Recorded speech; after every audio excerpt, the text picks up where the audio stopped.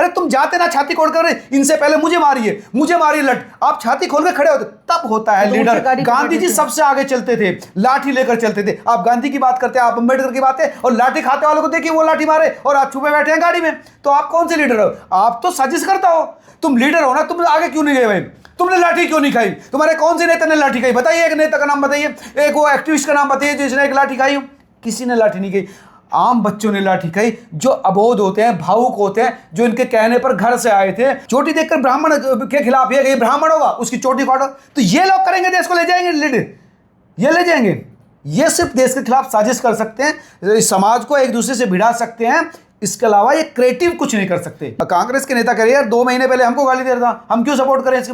हम तो इसके जो सिंपैथी है उसको यूज करना चाहते हैं। हम लड़कों को, छात्रों की बात करेंगे, दीपिका की बात नहीं करेंगे, क्योंकि पता है कि दीपिका किसका आदमी है। चीजें ये है कि ये लोग ही चाहते हैं कन्फ्लिक्ट होगा, लड़ाई होंगे, एक दूसरे के सर फूटेंगे, तो बदनाम सरकार होगी, तुम्हारे प्रति सहानुभूति और माहौल बनेगा, और सरकार को गिर के नई सरकार बने। वही चीजें कई लोग कह भी रहे थे, नई सरकार आएगी तो सबका बदल लिया जाए। आप बर्गर पिज्जा खा रहे हैं और छुप के बांध चला रहे हैं, आप बैठे हैं 2 दिन आप अनशन नहीं कर पाए, जो वांचुक को 32 दिन तक वेले रखा, तो ये क्या है? ये नेता तो थोड़ा बदतमीजी कैसे कर सकते हैं? आप किसी के साथ मारपीट कर सकते, कई पत्रकारों के साथ वहां मारपीट की है, महिलाओं के साथ मारपीट की, वो बदतमीजी कर रहे थे, इसलिए मुझे भी गुस्सा आ गया, क्योंकि आप कह रहे हो आप इनको बाहर निकाले, तुम्हारे बाप का है जंतर मंतर, तुमने बनवाया था इसको, सवाई मानसिंह ने बनवाया था, तुमने थोड़ी बनाया था, तुम्हारे बाप दादा ने थोड़ी बनाया था। जिस तरह से तुम बैठे उस तरह से हम भी आ रहे हैं। अब कैसे दूसरे को कह सकते आप जाइए? नहीं, लखनऊ में बैठते तो फिर बैठने लायक नहीं रहते ना। वो योगी है, वो ढीला नहीं छोड़ता, वो इमोशनल टच वच नहीं देखता, वो टिट फॉर टैट करता है, वो इलाज करना जानता है। 20 जुलाई को कांग्रेस जनता पार्टी द्वारा संसद की ओर कूच करने के ऐलान पे देश भर से कॉकरोच पहुंचे थे और उनके सपोर्टर्स भी, जिस दौरान वहां पे रिपोर्ट कर रहे पत्रकारों के साथ भी अभद्रता की गई, चाहे वो महिला पत्रकार हो, वरिष्ठ पत्रकार हो, मेन स्ट्रीम मीडिया हो या फिर डिजिटल मीडिया के पत्रकार हो। हमारे साथ A to Z के editor in chief Manoj Sharma ji मौजूद है। सर, क्या अभद्रता हुई थी आपके पास और क्या कहना चाहेंगे इस मार्च के ऊपर? सिर्फ मेरे साथ नहीं विनोद, हर उस व्यक्ति के साथ हुआ जिसको उनसे क्रॉस क्वेश्चन करने का मौका मिला, जिसने भी ये कहा कि तुम्हारी नीति क्या है, नीयत क्या है, क्यों इतना हंगामा कर रहे हो। इतना बात करते ही वो गोदी मीडिया चिल्लाने लगे। चाहे तो उनकी बात करो, चाहे तो मोदी को गाली दो, आप राष्ट्र को गाली दीजिए, संसद को गाली दीजिए, तब आप अच्छे पत्रकार हैं। लेकिन अगर आप बैलेंस करेंगे तो आप गोदी मीडिया है। यही हुआ, तो उस पर मैं जनरली पेशेंस रखता हूँ, लेकिन उस समय मुझे भी गुस्सा आ गया। तो इस वजह से कई जगह, क्योंकि हम कोशिश कर रहे थे एक्चुअल चीज़ें दिखाने की, ग्राउंड रिपोर्ट दिखाने की, जो हो रहा है वो दिखाने की, लेकिन वहाँ तक वो जाने नहीं दे रहे थे, मंच तक जाने नहीं देते, घुमा कर रखे थे। दबंग लोग थे, पूरी ड्रेस कोड के साथ उन्होंने एक पलटून बना रखी थी जो ग्रीन कपड़े में थी, लड़की भी थी और दबंग थे। वो हरियाणा साइड के लोग थे जो बदतमीज टाइप थे, ना वो नीट के थे, ना वो ग्रेजुएशन के थे, वो सिर्फ देसी ठेठ थे। और इसी वजह से उनको लगाया गया था कि तुम्हें जो भी सामने आए उसको हटा दो, इससे कोई मतलब नहीं। क्योंकि जैसे आपके लीडर हैं वैसे ही आपके फॉलोअर होंगे ना। लीडर के पास नीति है, नियत है, सिर्फ एक साजिश है कि किस तरह से एंटी एस्टेब्लिशमेंट सेगमेंट को प्रबल किया जाए, सरकार को कैसे झुकाया जाए, सरकार के खिलाफ कैसे माहौल बनाया जाए। ये है, इसी वजह से आम जनता जुड़ी हुई नहीं सर इनसे। पिछले 32 दिनों से जो अनशन चला, ये लगातार जो कॉल की जा रही थी कि आप जंतर मंतर आइए, आप 20 तारीख के मार्च में आए, तो बहुत सारे लोग आए। वो लोग थे, अगर इसको आप चिन्हित करें आप, इसमें कोई वही लोग, अगर बड़े लीडर्स की बात करें, वो लोग जो एंटी गवर्नमेंट रहे हैं या एंटी बीजेपी रहे हैं, वो चेहरे थे, वो ग्रुप थे, JNU हो या वामपंथी सेगमेंट हो या रावण साइकोलॉजिकल वाले लोग हों, भीम आर्मी जैसे लोग हों, वही जो चाहते ना, जो ब्राह्मणवाद के खिलाफ नारे लगते, वो सेगमेंट, वो सारा एक गुलदस्ता जो था ना, वो वहाँ पर आया हुआ था। लेकिन हम कोशिश करते हैं निष्पक्ष पत्रकारिता की, सच्ची अर्थों में सच्ची दिखाने के लिए। तो हमने मंच तक गया कि भाई देखिए ये चीज़ है, यहाँ से शुरू होगा, इस पे खड़े के लिए नहीं, आप यहाँ से हटिए, ये करिए। अरे मैं कहा हम तो आ गए भाई, हम तुम्हें थोड़ी डिस्टर्ब कर रहे हैं, नहीं आप हटिए यहाँ पर। एक्चुअली वो चिन्हित भी कर रहे थे सिलेक्टेड लोग, उनके सिलेक्टेड लोग ही वहाँ पर रहेंगे और कुछ नहीं रहेगा। तो वहाँ पर कई बार जो है हंगामा हुआ, मुझे भी गुस्सा आया, तो इस बार जो है हाथापाई हुई। तो ये तो पृष्ठभूमि थी। और मैं समझ गया कि अब चीज़ें नहीं होंगी। अब दीप के ने भी कह दिया भाई हमारी बातचीत हो रही, मार्च नहीं होगा, यही होगा, तो हम चले। लेकिन उसके बाद जिस तरह से मिसमैनेज किया गया इसको, मैंने एक्चुअली हुआ क्या, ये लोग इनके पास डेप्थ नहीं है, ना कॉन्शियस माइंड है, ना अनकॉन्शियस माइंड है, कोई सा भी नहीं, मुद्दों की क्लियरिटी नहीं है। और ये भी नहीं पता कि ये भीड़ अगर आई, कन्फ्लिक्ट आएगा तो क्या होगा। दीप के गाड़ी में खड़ा, देखिए वो मार रहे, देखिए वो मार रहे। अरे यार किस तरह के लीडर हो तुम? तुम्हारे अगर फॉलोअर्स, तुम्हारे कहने पर कोई आदमी बंबई से आया, हरियाणा से, यूपी से आया और कहते देखिए लट, अरे तुम जाते ना छाती खोल कर, इनसे पहले मुझे मारिए लट, आप छाती खोल के खड़े होते, तब होता है लीडर। गांधी जी सबसे आगे चलते थे, लाठी लेकर चलते थे। आप गांधी की बात करते हैं, आप अंबेडकर की बात है, और लाठी खाते वालों को देखिए वो लाठी मारे और आप छुपे बैठे हैं गाड़ी में, तो आप कौन से लीडर हो? आप तो साजिश करता हो। आपने तो ये साजिश रची है कि इन लोगों की पिटाई होगी, कन्फ्लिक्ट होगा, सरकार जवाब दे या ये लोग दे, एक दूसरे भिड़े, तुम बैठकर नैरेटिव करो। तुम एंकर हो क्या? तुम कमेंटेटर हो? तुम लीडर हो ना? तुम आगे क्यों नहीं गए भाई? तुमने लाठी क्यों नहीं खाई? तुम्हारे कौन से नेता ने लाठी खाई? बताइए, एक नेता का नाम बताइए, एक वो एक्टिविस्ट का नाम बताइए जिसने एक लाठी खाई हो। किसी ने लाठी नहीं खाई। आम बच्चों ने लाठी खाई, जो अबोध होते हैं, भावुक होते हैं, जो इनके कहने पर घर से आए थे कि हम संसद मार्च चलेंगे, तो वो जो सपना दिखाया था उस सपने को रंधवाया इन्होंने। इनको नहीं पता था इतनी बड़ी संख्या में फोर्स है। सुबह भी लाठीचार्ज हो गई थी। आपको किस तरह से मैनेज करना चाहिए था? आप 2 बार सरकार से बात कर चुके थे, सरकार बात कर रही थी, तो फिर आपने ये क्यों बदतमीजी शुरू किया? आपके पास बैलेंस, मैं शुरुआत में प्रथम दिन के वहां व्यवस्था नहीं थी, सवाल पूछा तो ये भड़के। लगातार इनके आपने सोनम वांगचुक को 32 दिन तक बैठा रखा है, आप 2 दिन में अनशन तोड़ गए। आपके दूसरे जो है लोग बर्गर खा रहे हैं और उस पर स्पष्टीकरण दे रहे हैं कि आपने मुझे इलेक्टेड थोड़ी किया, तो आपको क्या इलेक्टेड किया था? आप प्रोटेस्ट कीजिए, आप हमारे नेता हैं, आपको किया था? नहीं किया था ना। आप आए तो कम से कम एक को सूली पर चढ़ाकर आप नीचे मजे लेंगे, ताली पर बड़ो बेड़ा चढ़ जाओ, फांसी, देश के लिए शहीद हो जाओ, तुम यहाँ बर्गर, पिज्जा और मोमोज खाओ। इसलिए इस देश ने थोड़ी दिया भाई, तुमको तो इलेक्टेड प्रोटेस्ट के लिए भी नहीं किया था, तो कम से कम आप इतनी तो कॉमेंट्स कीजिए। आप डांस करें, आप डांस करिए, लेकिन वो डांस करने की जगह थोड़ी है, वो डिबेट करने की जगह है। आपको अपनी नीति दिखानी चाहिए थी कि भाई हम ये चीज़ है, इस वजह से आप नीट एग्जाम हो गया, इस पर कुछ आरोप नहीं लगा, नहीं हुआ। सरकार पर आप बात दबाव बनाई, सरकार से कही भाई आप मंत्री को क्यों नहीं हटा रहे, उनसे पूछिए, अगर नहीं हटा रहे तो क्यों नहीं हटा रहे, तमाम मुद्दों पर बात कीजिए। लेकिन जो आपके फॉलोअर्स हैं, आप उनको लाठियों के सामने, गोलियों के सामने आ रहे हैं, आप पत्थरबाजी कर रहे हैं। पुलिस वाले भी सैकड़ों जो है घायल हुए हैं, बच्चे घायल हुए हैं, महिला अगर लड़कियां हैं उनको क्या पता, छेड़छाड़ हुई है पत्रकारों, महिला पत्रकारों के साथ, भयानक रूप से हुई है, चोटी उखाड़ी गई है। तो ये क्या है? चोटी देखकर ब्राह्मण के खिलाफ ये ब्राह्मण होगा, उसकी चोटी उखाड़ो, तो ये लोग करेंगे, देश को ले जाएंगे लीड, ये ले जाएंगे। ये सिर्फ देश के खिलाफ साजिश कर सकते हैं, इस समाज को एक दूसरे से भिड़ा सकते हैं, इसके अलावा ये क्रिएटिव कुछ नहीं कर सकते। लेकिन सर एक बात जो आपने खास कही है, जिस तरह से संसद चलो मार्च था, ये चाहे हम जेपी आंदोलन की बात करते हैं या तमाम तरह के आंदोलन में लीडर आगे चलता है, कई नेता हुए अपोजिशन में आगे चलता है, लेकिन जंतर मंतर से अभिजीत दीप के नहीं हिला। वहीं पे गाड़ी के छत पे वहां पे लाउड स्पीकर पे अनाउंसमेंट करता रहा, विजेता दहिया बर्गर खा रहे हैं। लेकिन संसद मार्ग पे जो आम लोग जाते हैं, पता नहीं जितने पे भी लाठीचार्ज हुआ है और जो गुंडा थे, राह चलते लोगों को बस घेर करके वहां पे हमला हुआ है, आखिर ये देश में क्या फैलाना चाह रहे थे? ये देश में अराजकता, समाजवादी पार्टी के सांसद, आपके सांसद ने कह ही दिया कि ये देश पूरा देश में जाए, आंदोलन पूरे देश में जाए।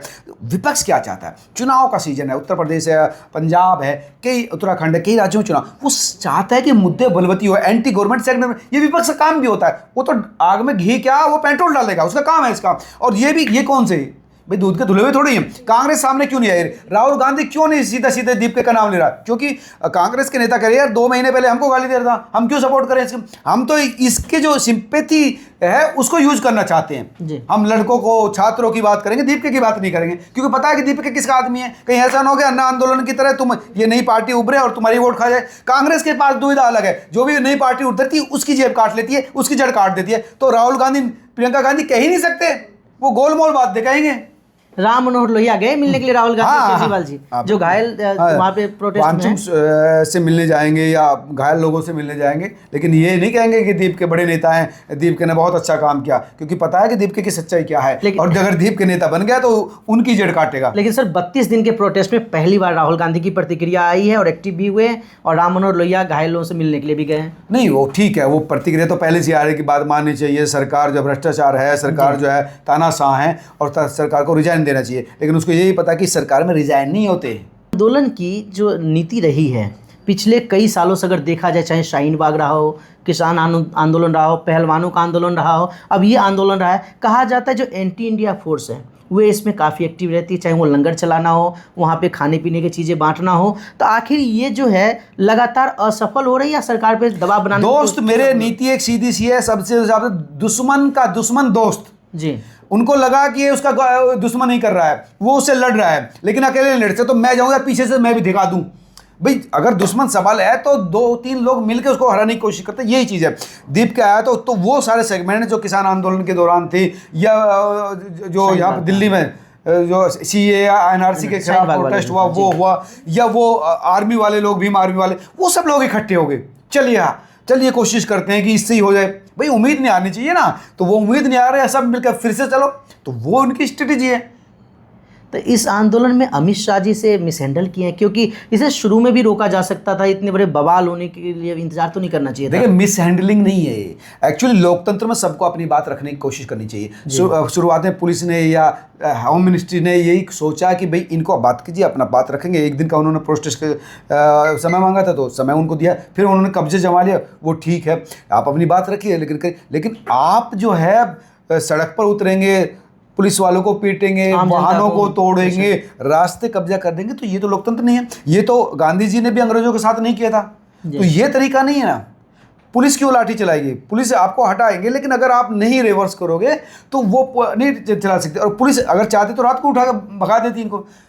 वो चीज़ें नहीं, वी चीज़ें ये है कि ये लोग ही चाहते हैं कि कन्फ्लिक्ट होगा, लड़ाई होंगे, एक दूसरे के सर फूटेंगे, तो बदनाम सरकार होगी, तुम्हारे प्रति सहानुभूति और माहौल बनेगा, और सरकार को गिर के नई सरकार बने। वही चीज़ें कई लोग कह भी रहे थे नई सरकार आएगी तो सबका बदल लिया जाए। सिर्फ सरकार बनाने का, अपने को सत्ता में लाने की तरीका है, ना नीट से संबंध है। नीट का इनको पता नहीं है, इन सिर्फ क्योंकि बड़ी संख्या में स्टूडेंट्स हैं, उनके परिवार हैं, नीट में गड़बड़ियाँ हुई थी, तो उस इमोशन, उस उपजाऊ ज़मीन पर ये अपना जो मतलब का वृक्ष है वो उगाना चाहते हैं।